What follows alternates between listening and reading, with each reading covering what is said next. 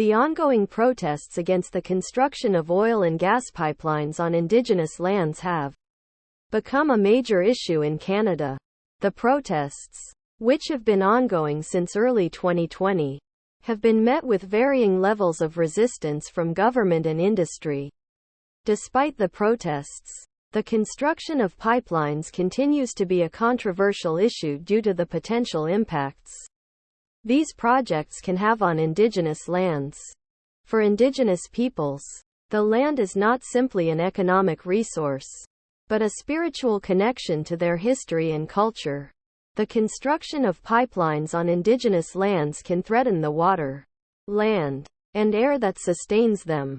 It can also disrupt the traditional ways of life of Indigenous peoples, which include hunting, fishing, and gathering. Additionally, pipelines can have a detrimental effect on wildlife and ecosystems, as well as contribute to climate change. The protests against the construction of pipelines have been met with a variety of reactions.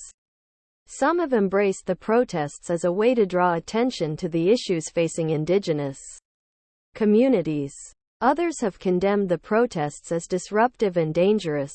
Regardless of one's opinion of the protests, it is important to recognize that they are a way for Indigenous peoples to voice their concerns and to protect their rights.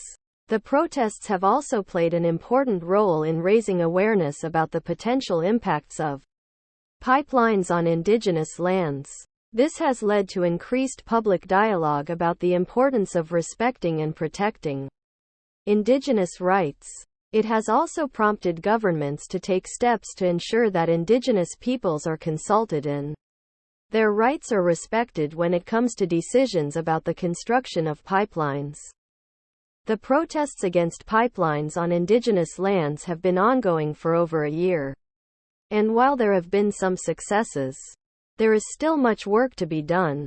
Indigenous peoples continue to face significant barriers to protecting their rights and to ensuring that their lands are respected.